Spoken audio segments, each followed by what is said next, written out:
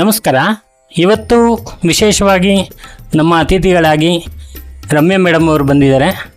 ಇವರು ಆಧ್ಯಾತ್ಮಿಕದಲ್ಲಿ ಬಹಳ ಒಂದು ದೊಡ್ಡ ಸಾಧನೆಯನ್ನು ಮಾಡಿರ್ತಕ್ಕಂಥವ್ರು ಮತ್ತು ವಿಶೇಷವಾಗಿರ್ತಕ್ಕಂಥ ದೇವಿ ಶಕ್ತಿ ಆರಾಧಕರು.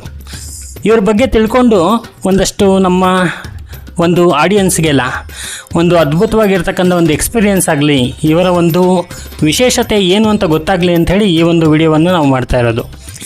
ವಿಶೇಷವಾಗಿ ದೇವಿ ಆರಾಧನೆ, ದೇವಿಯ ಒಂದು ಶಕ್ತಿ, ಇದರ ಬಗ್ಗೆ ಇವತ್ತು ಆಧ್ಯಾತ್ಮಿಕ ಹಾಗೂ ಕಾಳಿಯ ವಿಶೇಷ ಒಂದು ಆರಾಧಕರಾಗಿರ್ತಕ್ಕಂಥ ರಮ್ಯಾ ಮೇಡಮ್ ಅವರು ಮಾತಾಡ್ತಾರೆ. ಮೇಡಮ್, ನಾವು ಕೇಳೋ ಕ್ವಶನ್ ನಿಮಗೇನು ಅಂದರೆ, ಮೊದಲನೇದಾಗಿ ಕಾಳಿಯ ಆರಾಧನೆ ಅಂದರೆ ಏನು, ಮತ್ತು ಕಾಳಿ ಸಿದ್ಧಿ ಯಾವ ಥರ ನೀವು ಮಾಡ್ಕೊಂಡಿದ್ದೀರಾ ಅನ್ನೋ ಬಗ್ಗೆ.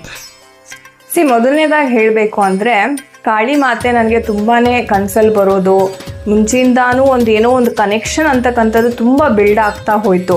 ನಾನು ಯೂಶ್ವಲಿ ಲಕ್ಷ್ಮಿಯನ್ನು ಮುಂಚೆ ತುಂಬಾ ಪೂಜೆ ಮಾಡಿ ತುಂಬಾ ಒಂಥರ ಸಿದ್ಧಿ ಮಾಡ್ಕೊಂಡಿದ್ದೆ. ಬಟ್ ಬರ್ತಾ ಬರ್ತಾ ಬರ್ತಾ ಕಾಳಿ ತುಂಬಾ ಅಟ್ರ್ಯಾಕ್ಟ್ ಆಗ್ತಾ ಹೋದರು. ಸರಿ, ಇದರಿಂದ ಏನೋ ಒಂದು ತಾಯಿನೇ ಒಂದು ಸಂದೇಶ ಕೊಡ್ತಾ ಇದ್ದಾರೆ ಅಂತ ನನಗೂ ಸಹ ಅನ್ನಿಸ್ತು. ಆ್ಯಂಡ್ ನನಗೆ ಯಾವಾಗ ಈ ಆಧ್ಯಾತ್ಮಿಕ